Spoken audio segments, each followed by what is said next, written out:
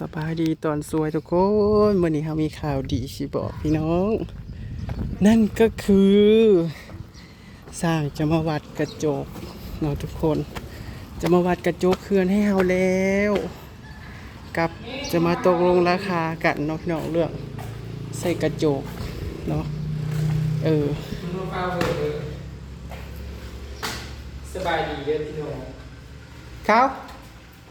โอ้อันนี้คือภูเขาเพื่อน เห็น นะ เข้ามา เขาเจ้ากำลังซีมาเบิ่งกระจกให้พี่น้องคือเขาจะติดกระจกก่อนเนาะจังปูกระเบื้องแล้วก็จังท่าซีจังปูกระเบื้องเอาไปตามสเต็ปเห็ดไปทะละอย่างเพราะว่าอย่างตัวนี้มันหนักซะเหลือเกิน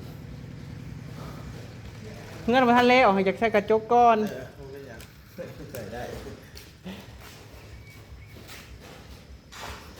จะตัวนาใหญ่ในคันสมมุติว่าใส่กระจกบดนี่ประมาณเท่าไหร่4 เมตรสูงเต็มเลยบ่ สูง3 เมตร60คันสมมุติคันสมมุติว่า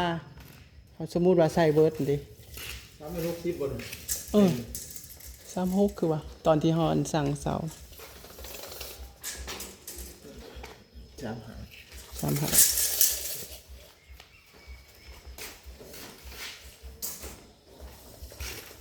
4 เมตรตัวนี้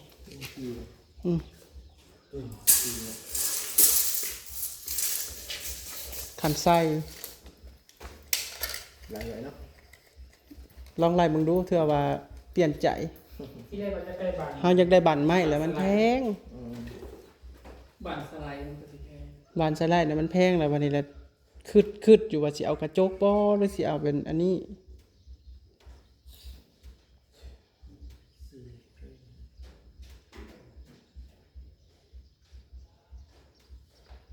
ประตูคูบ่ แม่นเดือนออกข้างสิ เรื่องทรงเบื่อเนาะ แม่นคร่าวๆเบิ่งดูเพื่อตัดสินใจ สอบถามราคาเบิ่งก่อน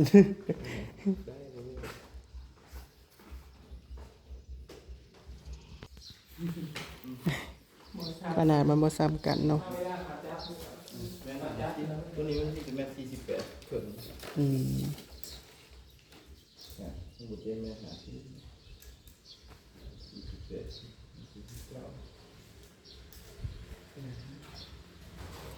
อลูมิเนียมเนี่ยมันมีจักสี ที่2สีขาวสีดำ สีขาวกับสีดำดำเงาหรือดำด้าน ดำบ่มันออกด้านๆเลย ดำด้าน แต่ว่ามันครึ่งด้านครึ่งเงานั่นแหละเบิ่งหนึ่งครึ่งเงาเบิ่งหนึ่งครึ่งด้าน สีเดียวกันที่กับอันในอันนะในโรงงานนะ สีเดียวกันแบบนั้น เพราะว่าเฮาบ่อยากได้อันเป็นสีดำด้านที่แบบมันด้านๆล่ะซาเฮาเห็นของอ้ายเฮานะเฮิงๆไปแหละจักมันเป็นอันนั้นมันคืออยากอันมันอยากตายสีเฮาเราบ่อยากได้แบบนั้นนะ ก็แบบโรงงานนั่นแหละ คันแบบในโรงงานน่ะใครจะได้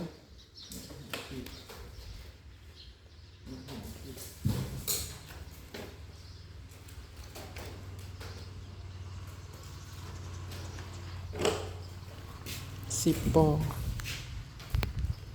ประตูใหญ่28,000อยู่ใน60,000ขาว ท่านว่าดอกประตูใหญ่นี่เอาตัวนี้ก่อนใจนะอยากได้ประตูไม้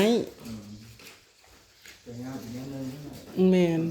ไม่สวงมาเอาถ่านมา3 ปลายมาบัดมาสวงน้ำมันเพลง ห่วยส่งน้ำมันแพงกว่า40,000โตว่ะนี่พี่น้องข้างล่างมุมสูง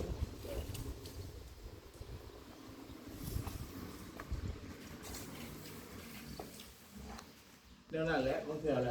เขาแบบตัวเก่าเขาขายของเมื่อแล้วเขาซื้อมาใหม่แหละมันได้ขึ้นราคานี่ว่าเรื่องนั้นซะ เนาะ คือว่า บ่อันนี้เนี่ยเพิ่นว่า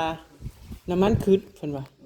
เพิ่นก็เลยขึ้นราคาป้าตรงนี้ บ่ ว่า บา ขึ้ ง น ทีเขาเนาะคันแบบว่าเขากันเท้าเสียงเขาก็ต้องสร้างตามแบบเขานะเขาก็สิเฮ็ดให้ อยากจะว่าประตูใหญ่นะคะราคาสร้างอยู่เด้อ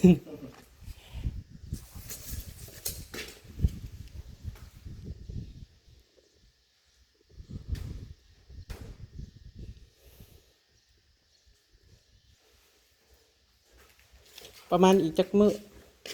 เริ่มเติบเลยเพราะว่าเนี่ยที่มาแทกนี่ก็แทกไว้ไหนก่อนเพราะว่ามาเห็ดของเจ้าหนึ่งอยู่เนี่ยเนาะ อืม เห็ดอยู่โอ้อยู่เจนวนเนาะ เออ เป็น50 ประมาณเดือนปุ๊บ ซีเมนต์แล้ว เดือน อย่างหนึ่งสองทิศเนาะเห็ดของเขาสองทิศเห็ดของเจ้าสองทิศมันก็สีซ้ำกันนะเป็นเดือนเหมือนกัน ปาดเป็นเดือนพุปัดทุก ตัวมันสิเหลว ต้องสร้างตัดต้องอันนี้บอก ไว้ช่างจ้ามันเห็ดของเขาเพิ่มสิแล้ว นะประมาณครั้งแรกไว้ของเห็ดเจ้าไว้ โอ้ เห็ด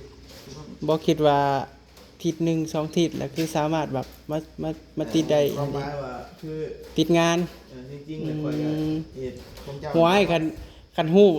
แล้วนี่ก็ให้มาวัดแต่หึงแล้วจ้ะคอยกับบ่ฮู้ว่ามันสิหึงปานนี้ เออ ผู้อื่นอีกเนี่ยมัน เป็นของชาวบ้านที่เขายังมาตัดกัน เนาะ เขามาตัดเตรียมไว้คือว่าเอาเงินเราผมก็คือถูกบอกเลย ข้าวๆอยู่ในสองทิศเนาะ อืม อืม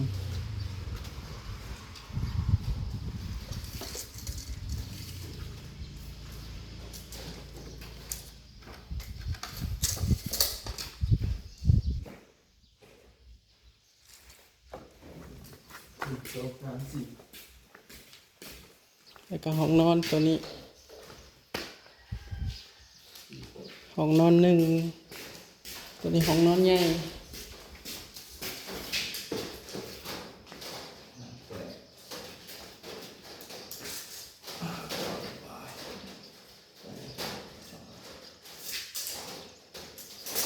อยู่เสริม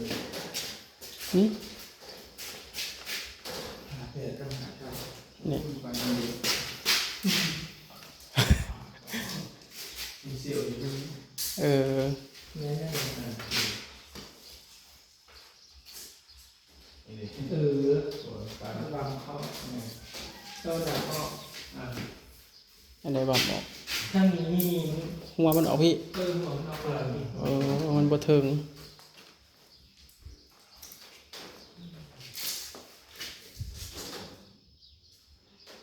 จักผู้สาบให้กับเขาบ่ได้ใช้แต่ละเม็ดเถอะเนาะ เราเล่นของเว็บเอาไม้นั่นเลย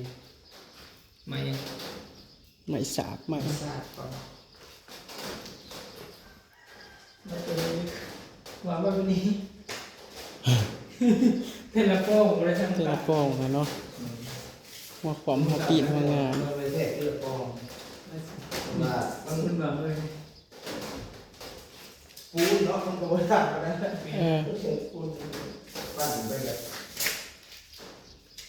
บนนั้นเราไปในยุคเจ้าโป้จือ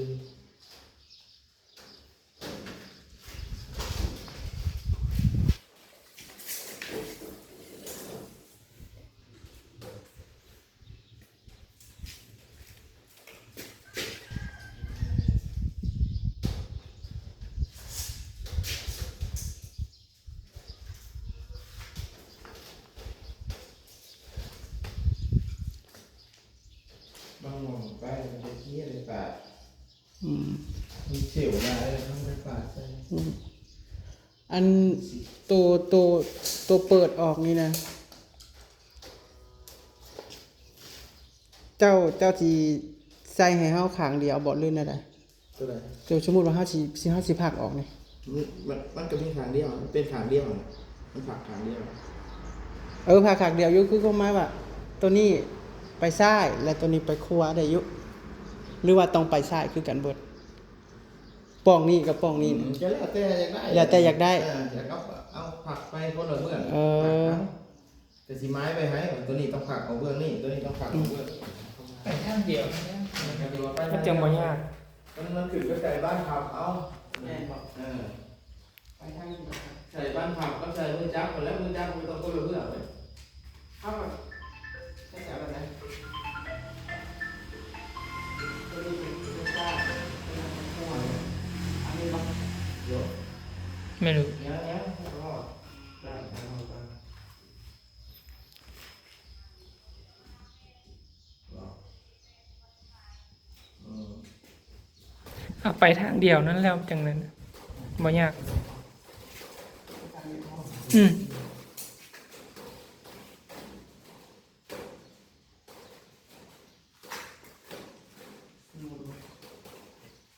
วละถังซ้าย ดันขวา ดันมันต้องดันทางขวาอยู่แล้ว เดี๋ยวนี้เนี่ย บ้า ขวามันก็ดันไปแบบนี้ลูกประสิดันไปยังทางใต้นะทางซ้าย กระดานทางขวานั่นเร็วบ้าพอ เอามาฐานะบ่คือกันเด้ ต้องดันทางขวาแล้วประสิดันไปทางซ้ายเห็นอย่าง เจ้าบอกประตูตัวนี้เด้นี่ก็ได้เอามีคัน กระติดขวาคือกันนั่นกระดาน เอาตามนั้นแหละ ดันคือดันขวาเบดเลย ประตูแต่ละห้องน่ะ ไม่สิฮู้เรื่องกระจกนี่มันตึ๊บเลยมันจะกระจกนี่ กันคือเฮือนในอุดประดันซ้ายนะครับ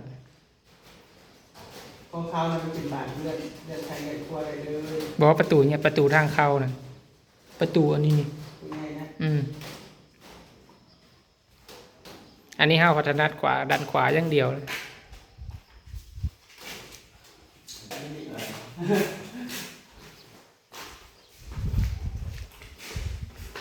ติด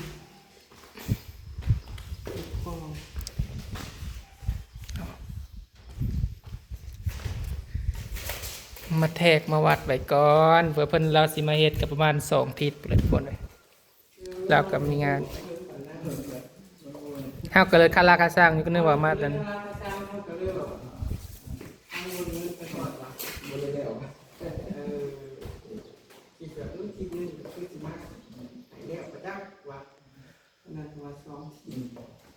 ว่าท่านบ่ตีนงานมันก็สิได้เนาะ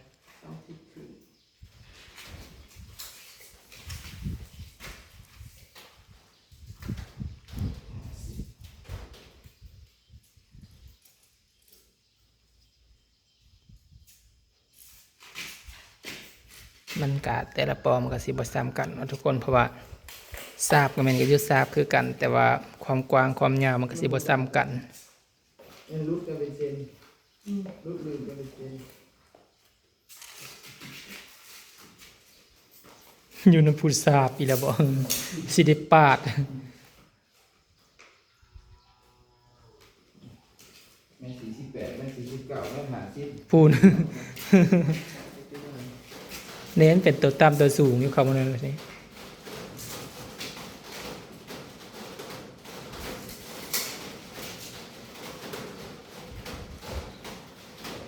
แล้วจังนี้เขาก็สิไปบ้านด้วยสิเพื่อทุกคนในมื้อนี้นะ ตัวอลูมิเนียมจะไปเฮ็ดอลูมิเนียมต้องยังจะไปประตูนี่แล้วประตูใหญ่นี่นะเป็นอันอลูมิเนียมนี่เป็นเฮ็ด เป็นทางเขาเพิ่นบ่ประตูแนวนั้นบ่ สเตนเลสสเตนเลส ดูอันนี้เฮ็ดคือเป็นเลยพวกระบุงระเบียงเนี่ย อืม ระเบียงเลยตัว สวรรค์ให้ถามบ่ พวกจอ บ่แล้วกระทางเบิ่ง เจ้าเจนนะซะ ของสวรรค์น่ะคือว่า30,000เพื่อประมาณ30,000ประตูส่วนเป็นอลูมิเนียม หักเลดมันก็สิเพะ อลูมิเนียมมันก็เลยเจอสเตนเลสเฮ็ดมันหักเข้าบ่ได้ตัวใหญ่เข้าบ้านแต่ละ60,000 อืม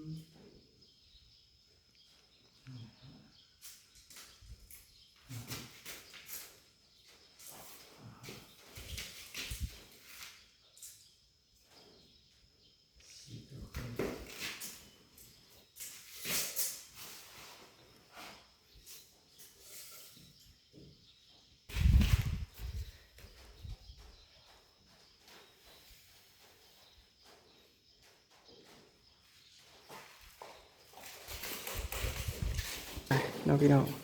ตัวนี้เขาสิเอาเป็นแบบ ตัวนี้ปิดตายเลยพี่น้องแบบบ่ต้องเปิดเนาะมันเป็นระเบียงอยู่แล้วขยะมันบ่เปิดขยะมีแต่สิเปิดตัวนี้ เปิดเอาแต่ตัวนี้ เพราะว่าตัวนี้มันราคามันก็ลดหลายลูกเรียนที่มาอยู่นำบ่มาบ่สบายดีปะลุงได้ไหมเอาลืมเลยเว้ยบ่หอนแดดบ่หมวกกับบ่ใส่คือความหมายเนาะพี่น้องมาถามเรื่องกระจกตัวนี้นะ28,000 ประตูตัวนี้นะ28,000และบ้านกระทุ่งนี่แพงแน่ก็คือบ้านกระทุ่งนี่เพิ่นเอานำ3,800เนาะอลูมิเนียมนี่2มิลแล้วก็ตัวกระจกนั่นเพิ่นว่า5มิลเนาะเป็นสีดำที่ติดนี่นะเป็นบ้านกระทุ่งมันก็แพงแน่เนาะพี่น้องเนาะแล้วก็ห้องนอนก็คือบ้านกระทุ่งคือกันเนาะทุกคนตัวนี้ก็บ้านกระทุ่งแต่ว่าบ้านตัวนี้บ่เอื้อบ่น้ำตัดสินใจกันว่าบ่เปิดกะย่าทุกคนว่าแนวใดคือความหมายว่าติดกระจกเฉยๆแต่บ่สามารถเปิดได้เพราะว่าบ่ค่อยจะเปิดกันดอกเนาะพี่น้องมันเป็นระเบียงบ่ค่อยเปิดกันดอกส่วนมากบ่เอื้อก็เลยตัดสินใจว่าเอาแบบปิดตายบ่ต้องเปิดราคามันก็ลดลงอีกหลายเติบตกบาทละ 2,000 ทุกคนนี่ก็2 บาทนี่ก็เป็น 4,000 แต่ว่าอันนี้มันผัดบาทนึง 3,800 มันก็ 6,000 7,000 7,000 ปลายนี่คู่นึงตัวเดียวตัวนี้มันเป็นแต่ 4,000 กาประหยัดเงินลงไปอีกเนาะก็ดีคือกันทุกคนตัวนี้มันบ่ได้เปิดดอกคิดไว้วันนั้นน่ะเนาะไปเดี๋ยวบ่น้ำก็สิได้ไปปั่นสีก่อนละกันเบิดสุคนคลิปนี้ก็ขอบคุณผู้ใหญ่ทั้งหลายเด้อที่อยู่เบื้องหลังในการสนับสนุนเนาะเฮ็ดเงินเฮ็ดซานเฮาก็เก็บเล็กผสมน้อยอยากได้อยากแล้วอยากขึ้นเนาะทุกคน ดีใจจังเลย